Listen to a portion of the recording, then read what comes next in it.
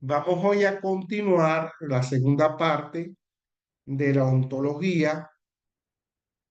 Vamos a ir recogiendo, pues, hasta ir concretando y algunos aportes que no debemos obviar en esta discusión en ciencias sociales.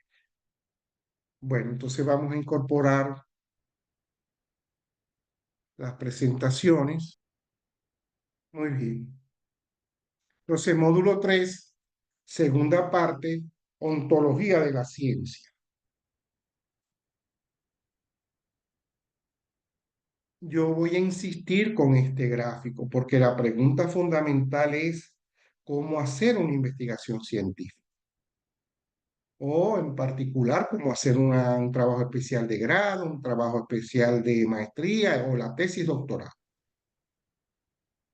Nosotros tenemos un problema que vamos a ir delimitando hasta lograr la explicación del problema, más los complementos que se derivan de la explicación del problema, como sería la predicción del mismo, del problema, en todas sus variantes de predicción, como lo expliqué en el módulo 1, y la parte de intervención social del investigador. Y entonces lo nuevo de esta consideración es la parte superior de la imagen que dice, con la formación epistemológica recibida, ustedes los estudiantes, se puede elaborar una estrategia epistemológica provisional para iniciar la investigación, en particular el planteamiento y formación del problema y los demás pasos. ¿Qué significa esto? Que de lo que han visto, ustedes podrían tener alguna inclinación hacia los principios ontológicos con su metodología, los principios nociológicos con su metodología, por ejemplo, asumir el método hipotético deductivo, ustedes lo ven fuerte para hacer una investigación, o el inductivo, una combinación inducción-deducción, ya vayan teniendo pues, según su consideración, cuál es, digamos, la mejor vía como para empezar. Digo yo, empezar de manera provisional, porque la investigación no es lineal, pueden cambiar de acuerdo a la naturaleza del problema, a la complejidad del problema, ir variando pues toda la estrategia, o ir variando de acuerdo al acceso de información, que también es una de las vías para tomar decisiones. Igualmente, de esos principios ontológicos que hemos hablado, ¿cuál de ustedes podía ser más fuerte o más ajustado al problema? Y bueno, eso es lo que consiste en una estrategia de investigación. Ejemplo,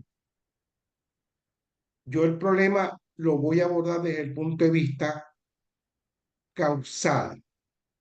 Y dentro de la causalidad, puedes tomar el encadenamiento causal. Yo voy a ver este planteamiento desde la parte de encadenamiento causal. O si consideras que el sistémico es más fuerte, dice, no, yo voy a empezar a ver el planteamiento del problema desde una visión sistémica y así por el estilo. Y lo digo provisional, como les acabo de decir, sujeto a un cambio que la misma naturaleza del problema y de las mismas posibilidades de investigación te van dando.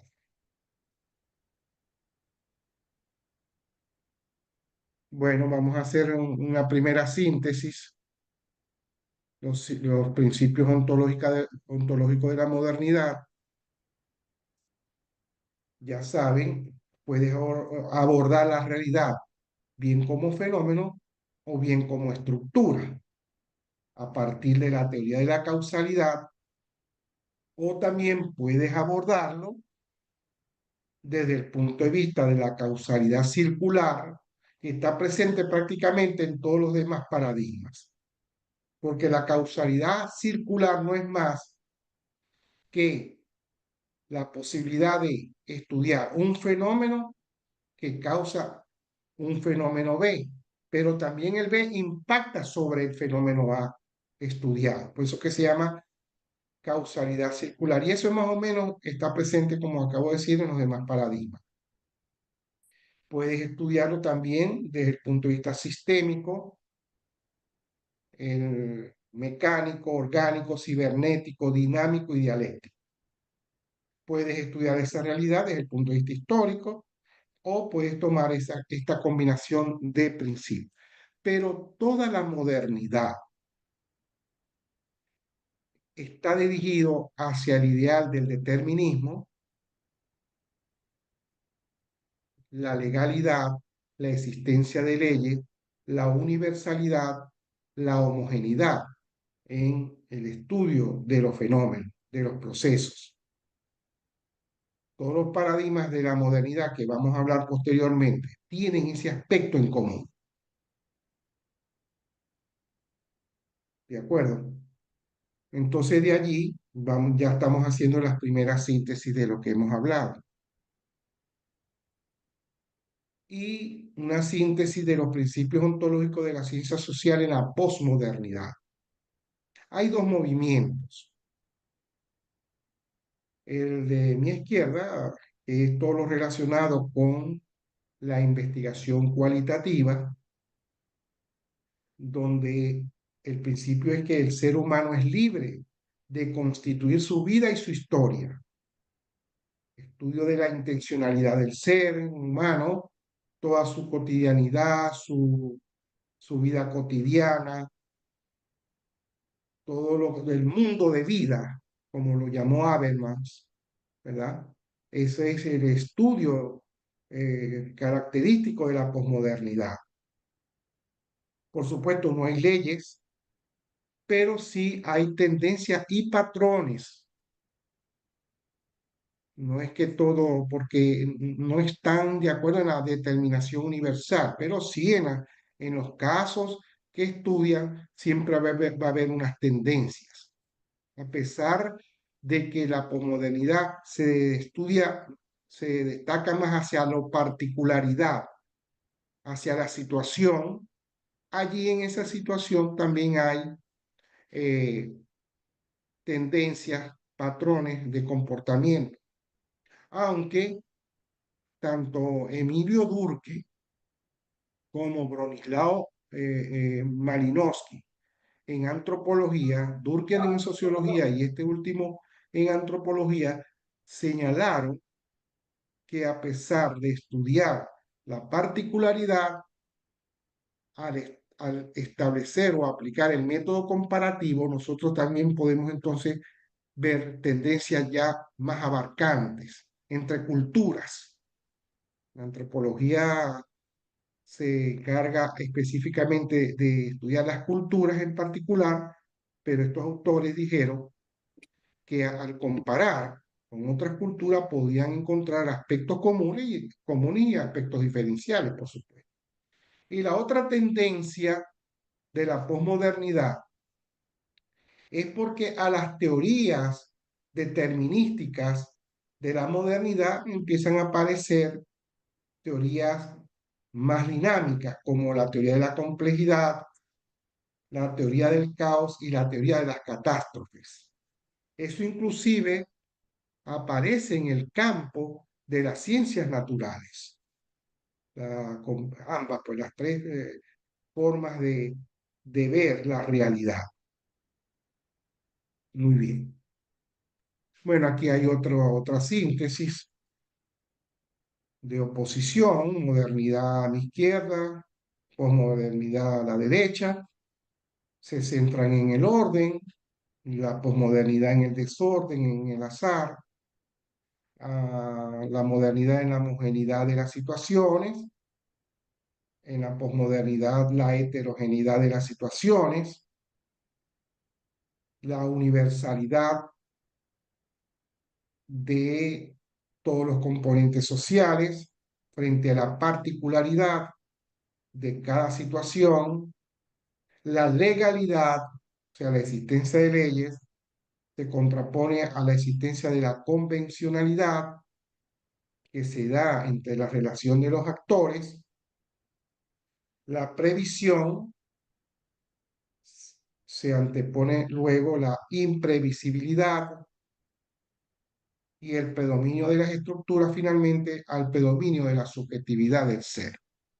Más o menos esas son también una síntesis entre modernidad y posmodernidad. Sigamos con la síntesis. En la modernidad hay determinación estructural y determinación cuantitativa. Aunque le digo una cosa, la modernidad dio muchos aportes. Con estos principios generó muchos aportes. Durkheim en, en sociología, en gerencia, Frederick Taylor, cuando constituyó la ciencia de la administración, aportes también de la Escuela de Recursos Humanos, la Escuela de Sistemas, o sea, hubo y hay aportes bajo esta visión. Yo llamo a esto la sociologización de la realidad social. Esa determinación de lo social sobre lo particular, yo la llamo sociologización. No de lo sociología, sino lo social como determinante de la misma sociedad. A mi derecha, los principios de libertad del ser humano, que es capaz de entender y hacer su propia vida. Y a esto yo lo llamo antropologización de la realidad, es decir, hacia el hombre, hacia el ser humano, mientras que el otro era hacia la sociedad. Pero hay una pregunta bastante importante. ¿Puede haber una salida intermedia? ¿Puede haber una integración de ambas posiciones paradigmáticas? Porque una tiene ventajas y desventajas, otra tiene ventajas y desventajas. Entonces nace esta pregunta. Y la respuesta es que sí hay unas salidas intermedias y están fundamentadas. Bueno, aquí tienen ustedes estas posibles formas de integración para verlo en perspectiva. Entonces, fíjense ustedes, de la parte superior del triángulo invertido que está allí, hay la aproximación fenoménica, tanto causal como probabilística. Está la aproximación de los estudios interrelacionales e intencionales propio de la investigación cualitativa, estudios estructurales o sistémicos. Esto es grado de profundidad de la investigación en ciencias sociales. Está la holística, luego la histórica y los estudios de epistémicos, pues, que se encargan de estudiar de las bases constitutivas de la sociedad. A su vez, tienen una flecha de color azul con la palabra diacrónica, en el sentido de que hay estudios diacrónicos, es decir, tomando en cuenta el tiempo. Y en la vertical, en verde, tienen la investigación sincrónica, es decir, sin considerar el tiempo para explicar el hecho social. Por cierto, esta consideración de carácter sincrónica empieza a aparecer con el funcionalismo, que tanta crítica negativa ha recibido, pero ha generado históricamente un aporte fundamental a la comprensión de la realidad. Después le sigue el estructural funcionalismo, todo lo que es la cibernética. Muy bien. Entonces, a esto se une la prospectiva, porque siempre se anda buscando prever, entender el tiempo futuro. Entonces, bueno, ustedes pueden, cuando están delimitando objetivos o cuando están fundamentando la investigación, ustedes pueden decir, bueno, yo voy a hacer un estudio diacrónico, que en pocas palabras es el estudio histórico, o los estudios de carácter diacrónico. Muy bien. Aquí hay otro espectro, fíjense ustedes.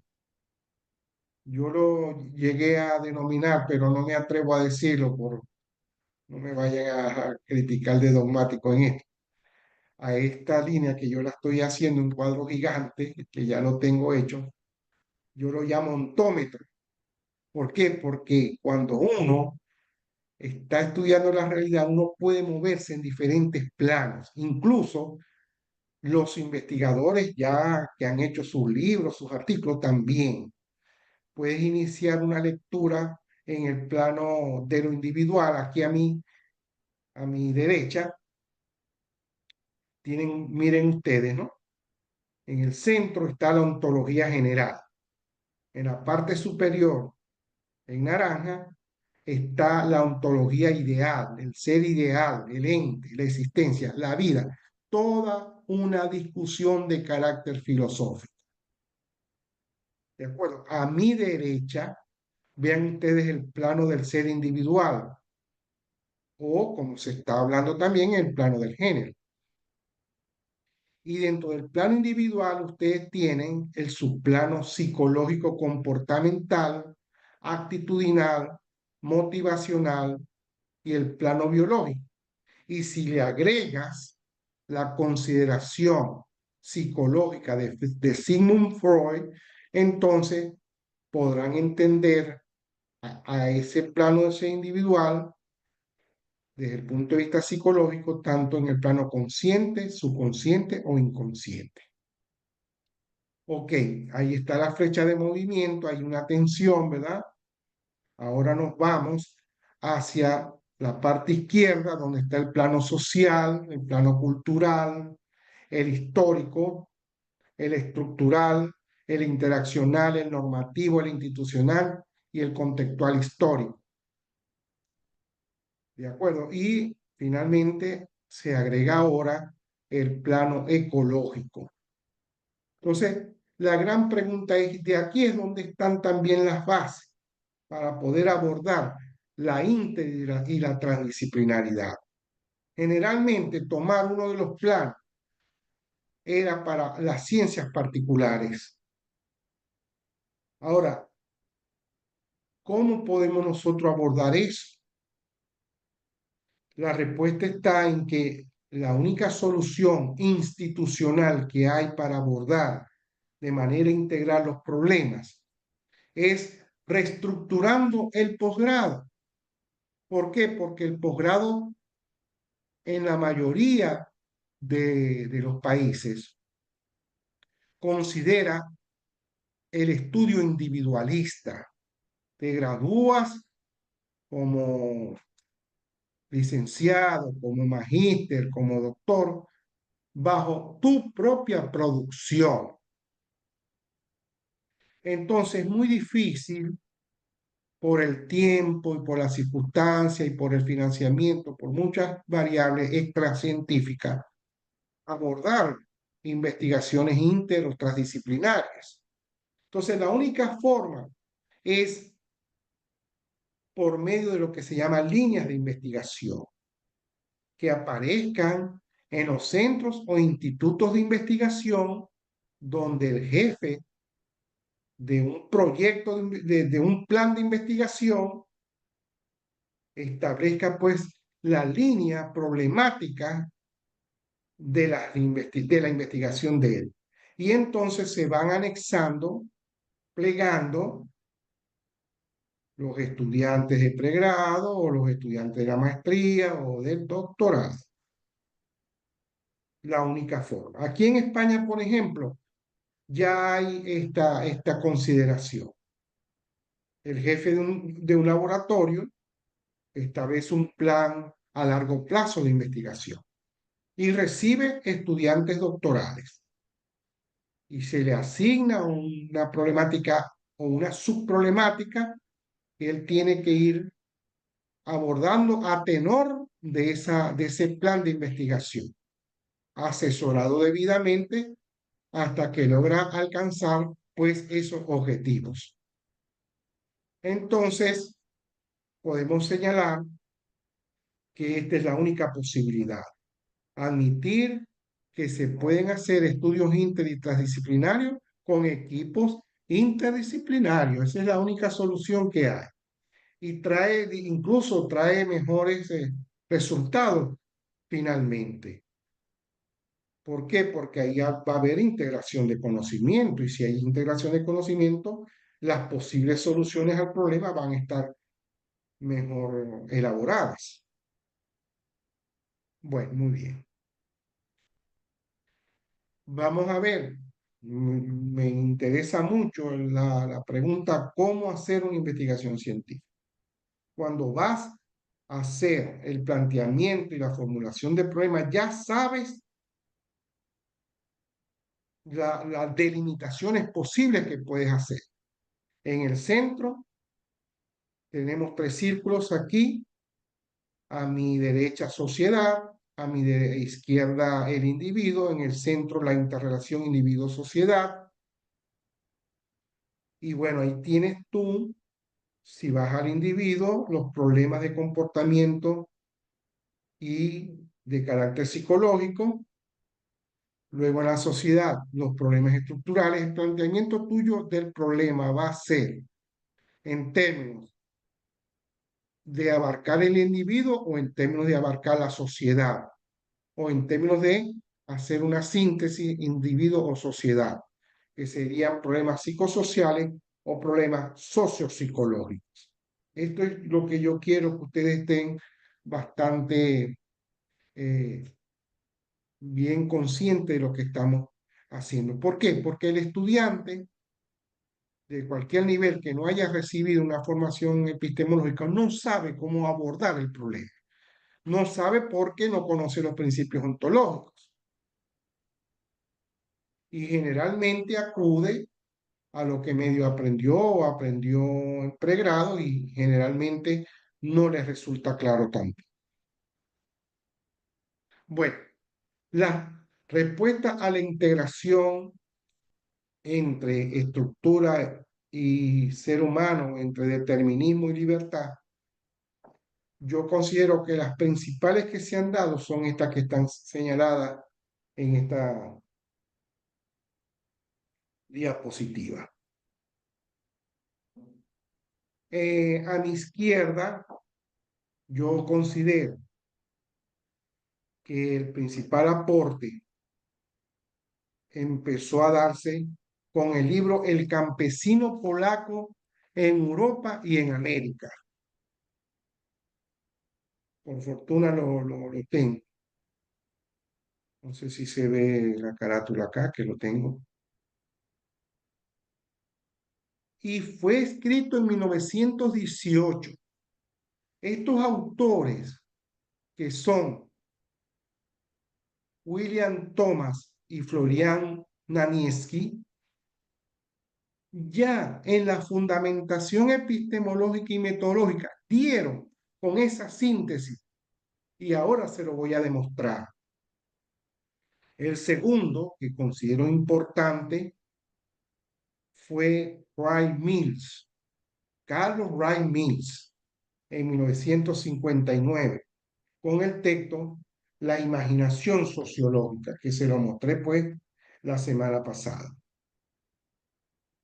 Y luego Anthony Giddens, cuando escribió las nuevas reglas del método sociológico y cuando escribió el libro La Constitución de la Sociedad, que fue en 1984. Vamos a ver cómo ya estaba planteado esto, pero como señalé anteriormente, ¿por qué no se conocen estos autores? Utilizando a Kuhn podemos entender, Thomas Kuhn, podemos entender por qué. Porque las comunidades científicas enraizadas en las instituciones de educación superior y en las instituciones de investigación, solo aceptan un paradigma en particular, lo que a ellos más les conviene, lo que a ellos más resultado le ha dado. Inclusive en los pensum de estudio no Oye, aparecen estos autores. bien, ahí hermano, un curso estoy haciendo aquí, tengo que soy el moderador, no voy a llegar tarde. ¿Cómo? Te escucho, Joel. No, disculpe, profesor, que se me activó el teléfono y iba Ajá, llegando aquí a una actividad. está muy bien. Bueno, entonces, por eso es que no se conocen estos autores. Es decir, el paradigma entronizado impide ver otros paradigmas. Pero es increíble. Yo tengo como principio de investigación siempre ir a los clásicos, porque los clásicos son el punto de partida de toda la teoría social. Muy bien, vamos entonces a explicar en síntesis, ¿verdad? Por qué hay una solución entre el determinismo y la libertad como elemento para la investigación en ciencias sociales. En el campesino polaco en Europa y en América tenemos estas consideraciones. El principio metodológico fundamental, tanto de la psicología social como de la sociología, un principio que nunca podrán alcanzar una explicación científica, es por lo tanto el siguiente.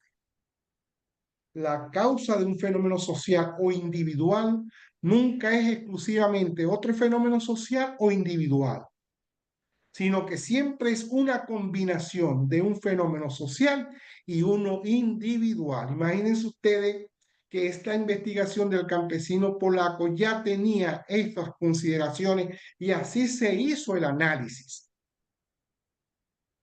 Algunos consideran de que esto, como pertenece a la escuela de Chicago, ya había una tendencia al estudio de la investigación cualitativa. No, ellos ya tenían el concepto de investigación integral. Y ahí lo vemos en estas consideraciones. Continúo. En el campesino polaco. Existen dos problemas prácticos fundamentales que en todos los tiempos ha constituido el centro de atención de toda práctica social reflexiva. Estos son, primero, el problema de la dependencia del individuo de la organización social y la cultura. Y dos, el problema de la dependencia de la organización social y la cultura al individuo. Ahí está, ¿ven? El primero de lo social individual y el segundo de lo individual hacia lo social. El primer problema se expresa en la siguiente pregunta. ¿Cómo podríamos producir, con la ayuda de la organización social existente y la cultura, las características morales y mentales deseables en los individuos que constituyen el grupo social? Mira, aquí, además de esta búsqueda de la síntesis de los principios, hay una consideración de carácter pragmático, pero en el buen sentido de la palabra, en tanto que ellos consideraban que la investigación científica social tenía que tener un impacto en el desarrollo de la sociedad, no solo como teórico viendo la sociedad, sino que de estos estudios y de unas seguidillas de autores muy importantes que salieron de la escuela de Chicago, era para la reforma social, porque Estados Unidos, con la inmigración masiva que hubo, más el proyecto de industrialización, había muchos conflictos de integración social. Entonces, ellos pensaban solucionar o ayudar a solucionar esos problemas. De ahí entonces que no solamente haya surgido la sociología, sino también lo que es el trabajo social. Ahí hay que reconocer pues esa disciplina científica, porque se está pensando pues en la intervención, en la mejora del orden social. Según el primer problema se expresa de la siguiente pregunta, ya lo decíamos. Y el segundo problema significa en la práctica cómo podríamos producir con la ayuda de las características morales y mentales existentes de los miembros individuales del grupo el tipo deseable de organización social y cultural. Mire, la retroalimentación que hay allí. Porque el individuo también puede constituir o servir o apoyar el desarrollo de su sociedad. Hay una retroalimentación sociedad-individuo. Bueno, y fíjense ustedes, eso está a principios del siglo XX y muy poca gente conoció pues este aporte fundamental. Luego tenemos a Wright Mills. Wright Mills, yo diría que, bueno, hizo un gran aporte, pero también muy poco considerado, muy poco tomado en cuenta en los estudios sociológicos. Cualquiera de sus libros, no solamente este, sino toda la teoría, artículos científicos que él elaboró sobre el orden social, sobre las clases sociales, sobre el orden industrial, incluso diagnosticó la sociedad cubana de esa época. Bueno, ¿cómo investigar la realidad desde el punto de vista integral? Bueno, aquí está, ¿no? En el gráfico tenemos en el ciclo mayor la sociedad, luego tenemos la historia y tenemos la biografía de cada individuo. Entonces, la promesa de la imaginación sociológica o la promesa de las ciencias sociales es captar la historia y la biografía y la relación entre ambas dentro de la sociedad. Imagínense ustedes este principio que está en la página 6 pues, de su trabajo. Bueno, a este tipo de abordaje lo llamó la imaginación sociológica. Y él llega a decir, no solamente yo le puse imaginación social, sociológica, pero es la imaginación de todas las ciencias sociales. Él, desde el punto de vista individual, era muy protestatario y bueno, había dos grandes tendencias paradigmáticas que se utilizaron por encima de su planteamiento, que es el paradigma empirista y el paradigma estructural funcionalista, que él en su libro, en este libro de la imaginación sociológica, le hace una crítica sistemática al empirismo y al estructural funcionalismo de paso. Otro aporte que se ve en el libro de la imaginación sociológica son las preguntas fundamentales de la investigación. Hay tres tipos de preguntas. Comencemos con las primeras preguntas que todo investigador social se plantea. Incluso él llega a decir que los clásicos de las ciencias sociales ya se hacían este tipo de preguntas. ¿Cuál es la estructura de esta sociedad particular en su conjunto? Miren ustedes la visión holística de entrada. ¿Cuáles son sus componentes esenciales y cómo se relacionan entre sí? Propio, pues, de los sistemas, la interrelación. ¿En qué se diferencia de otras variedades de organización social? La comparación. ¿Y cuál es, dentro de ella, el significado de todo rasgo particular para su continuidad o para su cambio? Miren cómo esta última pregunta, ¿verdad? Las ciencias sociales no solamente se dedicaban a lo estable, sino también al cambio. Porque se critica mucho desde un paradigma crítico que el positivismo, el funcionalismo, el funcionalismo solo estudiaba la estabilidad. Pero bueno, las preguntas de la imaginación sociológica indican que hay que plantearse las dos cosas, cómo las sociedades preparan su continuidad y cómo preparan su cambio, cómo se da su cambio social. Segundo tipo de pregunta.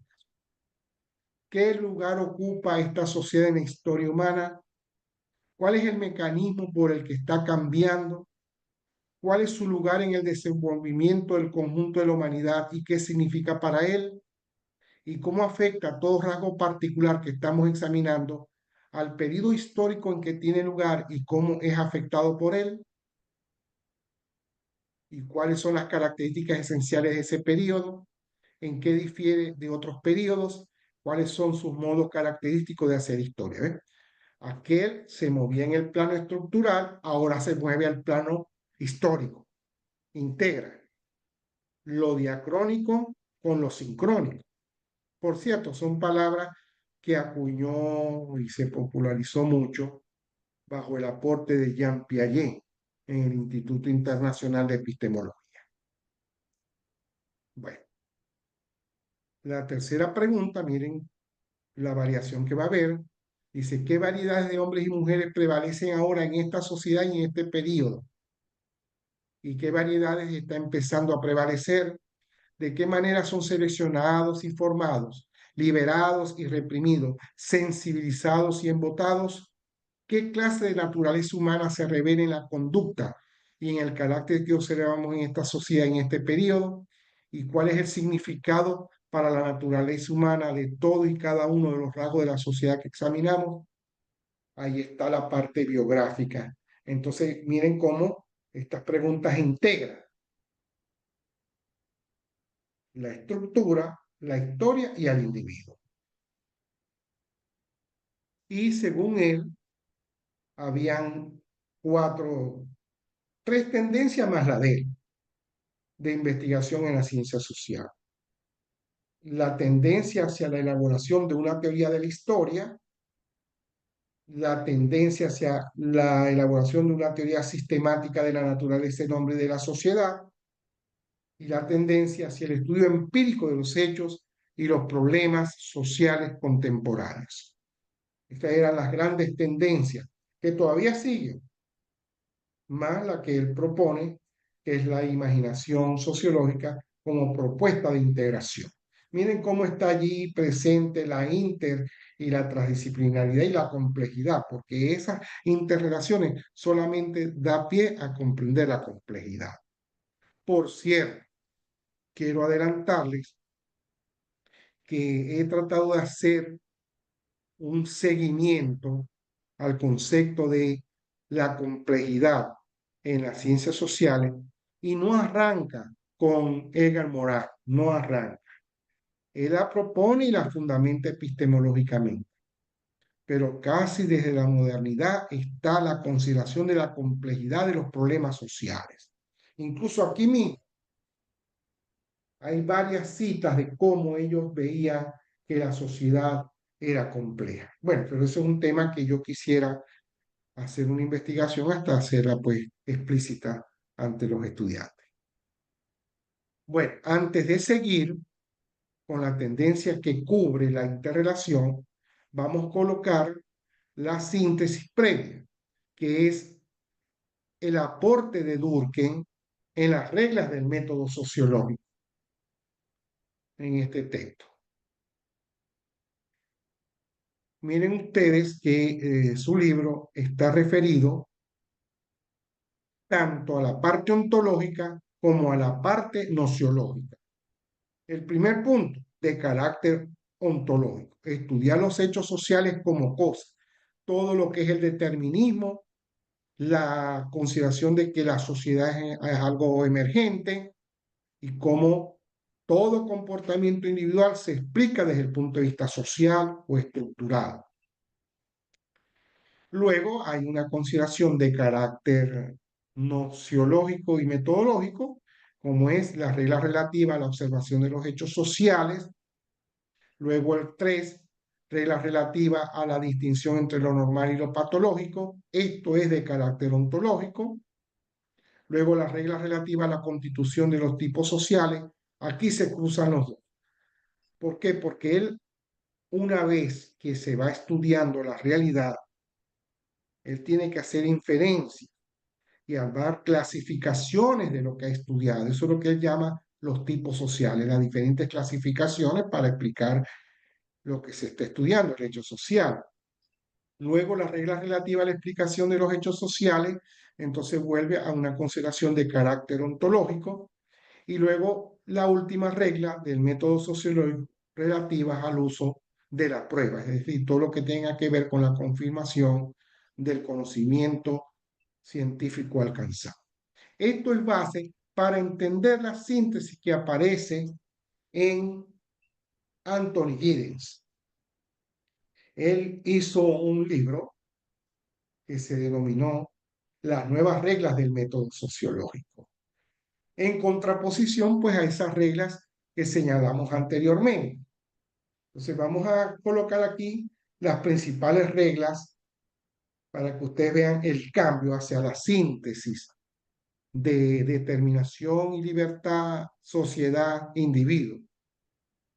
Uno, la sociología no se ocupa de un universo predado de objetos, como decía Durkheim. Hay que estudiar los hechos sociales como cosas ya dados, sino de una que está constituido o producido por los procederes activos de los sujetos. Ahí aparece la parte importante de la propuesta síntesis, es el actor, el agente social, como decía el mismo Giddens. Otra regla. Por consiguiente, la producción y reproducción de la sociedad ha de ser considerada como una realización diestra de la parte de sus miembros, no como una mera serie mecánica de procesos. Aquí la parte central de él. El ser produce y reproduce la sociedad.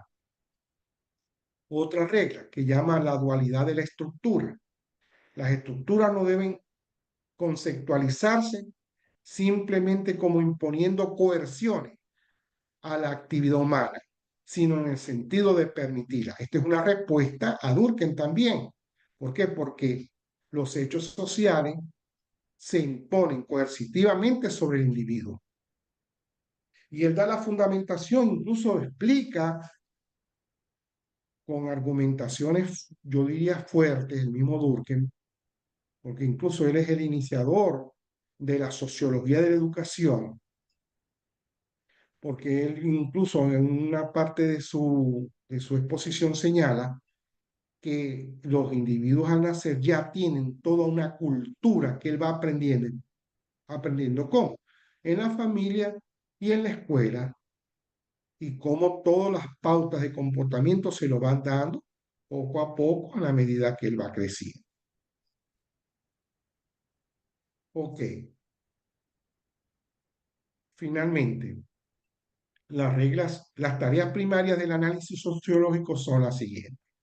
La explicación y la mediación hermenéutica de formas de vida divergentes dentro de los metalenguajes descriptivos de las ciencias sociales y la explicación de la producción y la preproducción de la sociedad como resultado logrado de la actividad humana. Ahí un poco se parece inclusive al análisis de Habermas. Bueno, ¿por qué? Porque en este caso se está produciendo una hermenéutica, que no es solo una hermenéutica del investigador, sino que también es una hermenéutica en la base de la vida misma. Bueno, fíjense ustedes cómo se produce esa síntesis, pues, de esos principios que eran irreconciliables entre la modernidad y la posmodernidad. Giddens insiste que hay varias dualidades. Ya él acaba de resolver una primera dualidad, pero también hay otras dualidades, porque son productos de las visiones paradigmáticas que había al momento de él estar estableciendo pues sus aportes. La estructura social versus la acción humana. Ya lo habíamos señalado. Modernidad, estructura social, posmodernidad, acción humana. ¿Cuál es la solución de Giddens? Admitir que todos participamos en la construcción y reconstrucción de la estructura social en el curso de nuestras actividades cotidianas. Hay pues esa interrelación estructura y acción humana. Segundo, otro dilema que siempre se ha planteado. Todas las teorías que en el siglo XX se calificaron de derecha más las otras que se calificaban de izquierda, había una confrontación entre explicar el consenso como base del orden social o el conflicto social. En el consenso está pues todo lo que es el paradigma positivista y funcionalista. Y en el conflicto pues la principal es el materialismo histórico o el marxismo, como se conoce desde el punto de vista político. Y el estudio abstracto del hombre versus el estudio particular del ser en términos de hombre y de mujer. El problema del género. Ya lo habíamos planteado nosotros en la visión que se tiene el hombre. Cuando uno va a investigar, para no confundirse, debe de hacer una fundamentación de cómo va a abordar esto como hombre, como mujer, hombre, como ser humano, etcétera. Bueno, ya podríamos decir que tenemos la síntesis más importante de la Escuela de Chicago, el aporte de Ray Mills y el aporte de Anthony Giddens. Bueno, ¿cuáles son los paradigmas de investigación de la modernidad? Bueno, aquí tenemos nosotros los nombres: el empirismo, el positivismo, el evolucionismo, el funcionalismo, el estructural funcionalismo, el estructuralismo, el marxismo o el materialismo histórico, el sistémico, el cibernético. Y en cada disciplina estos paradigmas pueden asumir diferentes nombres. ¿De acuerdo? Generalmente aparecen con lo mismo, pero pueden variar por la disciplina. Pero son variaciones equivalentes, por supuesto. Luego tenemos los paradigmas de la posmodernidad. Bueno, esto es normal, puede pasar en cualquier circunstancia. Bueno, entonces vamos a ver los nombres de los paradigmas de la posmodernidad. La fenomenología, fundamentalmente por Alfred Schur, la etnometodología, el interaccionismo simbólico, la etnología en el campo de la antropología, las representaciones sociales, puesta por Moscovitz, la semiología, toda la tradición francesa desde Fernando Saussure hasta Lévi-Strauss, y todos los aportes de Roland Barthes, la hermenéutica, todo el aporte de los alemanes, de la escuela alemana, sobre todo Heidegger, Habermas, la investigación-acción, que es un producto de Kuhn-Lewin, la investigación holística y los estudios de caso. Y por supuesto la historia de vida. Estos son los principales paradigmas de la posmodernidad. Igualmente, cuando vas a hacer una investigación, si vas a decir que es posmoderna o de corte posmoderna, tú tendrás que seleccionar pues una de ellas o hacer una síntesis.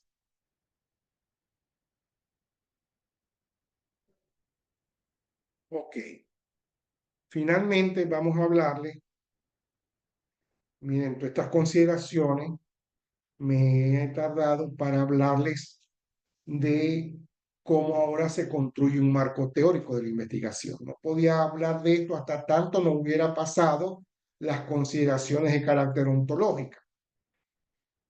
Hay una secuencia en el planteamiento del marco teórico de la investigación. Ya hemos hablado de cómo se construye el planteamiento y formulación del problema, que sería el capítulo 1 dentro de la investigación que llamamos institucional o convencional.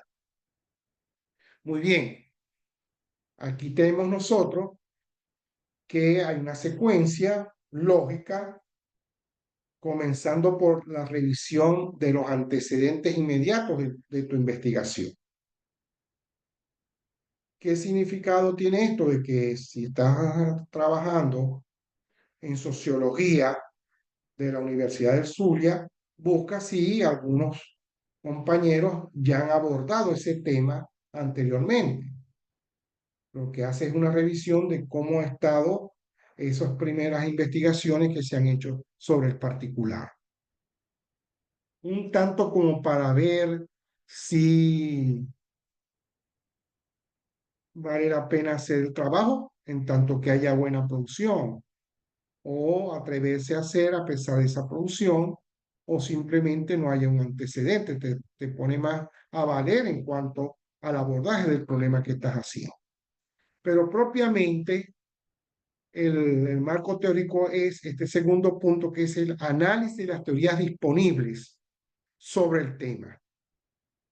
Es decir, que si estás trabajando sobre, en el caso de inmigración, como acabamos de hablar con el caso del campesino polaco, tienes que revisar cuáles son las teorías que sobre inmigración se han colocado. Hay criterios que el tutor te va a colocar, las más recientes, para no perderse pues en toda la evolución de la teoría de la inmigración. Bueno, eso depende del nivel entonces, ¿no? El tutor te va orientando hacia qué selección de teorías vas a hacer. Ahora bien, cuando nosotros decimos aquí análisis, esto va a variar de acuerdo al nivel de formación del investigador. Por ejemplo, ya hemos señalado que a nivel de pregrado, lo que se procede es a buscar los principales conceptos de inmigración, verlos, si es posible compararlos y seleccionar cuál es el que más te conviene para tu investigación. A nivel de la maestría, tú no tomas los conceptos, sino que tomas las teorías, los paradigmas existentes y seleccionas el mejor que se aplica para el problema que estás investigando. Y a nivel doctoral, ese análisis es crítico, de construcción y construcción de conocimiento. Eso es lo que es el punto 2 de cómo se construye el marco teórico de la investigación.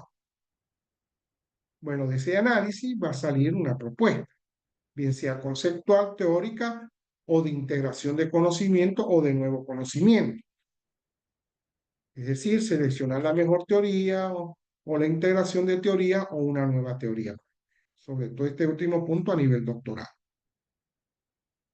Dependiendo en qué universidad estás y en qué nivel estás, puedes incorporar allí el marco epistemológico. Si es pregrado, no creo que te lo pida, a menos que haya tenido una formación previa en el campo de la epistemología. A nivel de la maestría, puedes fundamentar el marco epistemológico solamente, no dedicarte pues una crítica a la epistemología. Y si es doctoral, yo pienso que sí, debe haber pues una fundamentación fuerte de la epistemología que tú vas a utilizar en tu investigación.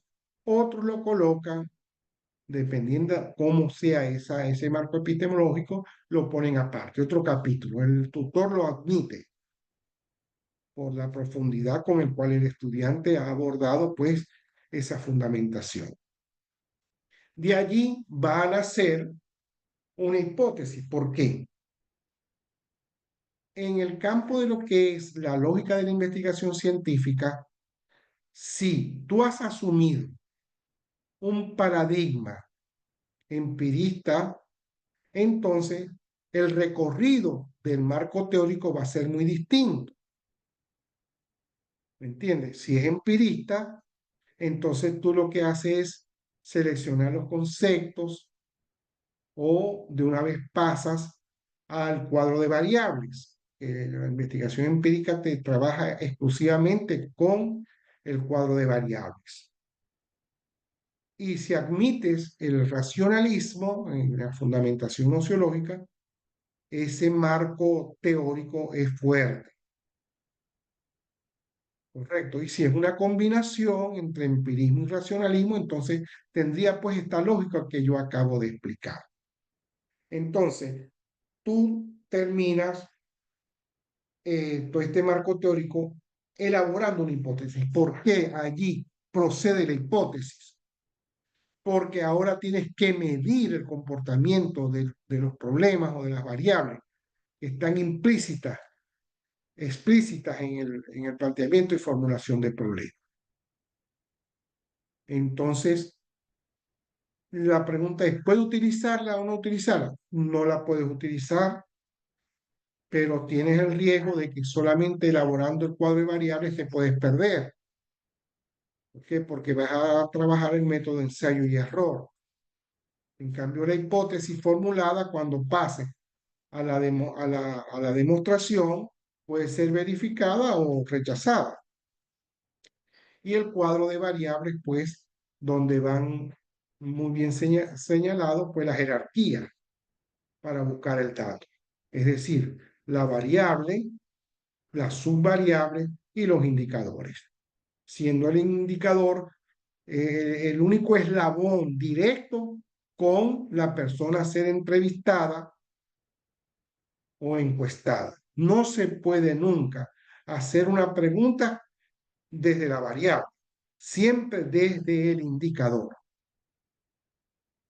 Te voy a dar un ejemplo para que se tome en cuenta.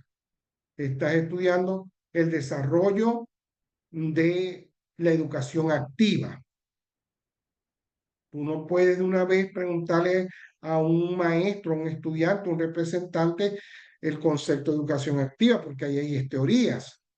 Pero sí le puedes decir si el estudiante está participando, si el estudiante puede, ha asistido a clases, si el estudiante o cuáles son las notas promedio que el estudiante va obteniendo. Y así por el estilo. Muy bien. Abajo está algo que he colocado como opcional. Dependiendo, pues, el grado de profundización que le estás dando a la investigación, tú puedes colocar el marco histórico y el marco legal. Por ejemplo, si estás trabajando todo lo relativo a los derechos del niño y del adolescente, ya hay un marco legal que te va a orientar en la investigación. Y también puedes incorporar el marco histórico porque los derechos de los niños no siempre ha sido o no siempre ha existido en la evolución de la educación. Bueno, entonces en síntesis, pues, todo lo relativo a la construcción del marco teórico. Y como les digo, solo se puede construir bajo una visión ontológica. Ahí cuando estás explicando el problema, ¿verdad? Tienes que ver si te vas a orientar hacia una explicación causal, de encadenamiento conceptual, o los autores. Si los autores están orientándose hacia lo causal, hacia lo sistémico, hacia lo histórico, etcétera, etcétera. Solamente se puede entender el marco teórico a partir de los fundamentos ontológicos. Antes no se puede hacer, vas a estar perdido. Bueno, esto es todo por hoy. Ahora, Luego aparece la bibliografía básica de hoy, que son los textos básicos como Durkheim, en las nuevas reglas del método sociológico. No, las reglas del método sociológico, hay un error, disculpe. Luego está el de Giddens, la sociología, que es un tratado importante. Él produjo pues una enciclopedia sociológica bastante importante. Luego tiene las nuevas reglas del método sociológico, mi libro de cómo no naufragar en la era de la información, epistemología para internautas e investigadores, y el libro pues de eh, Thomas Inanis, el campesino poeta. Bueno, eso es todo por los momentos. Vamos a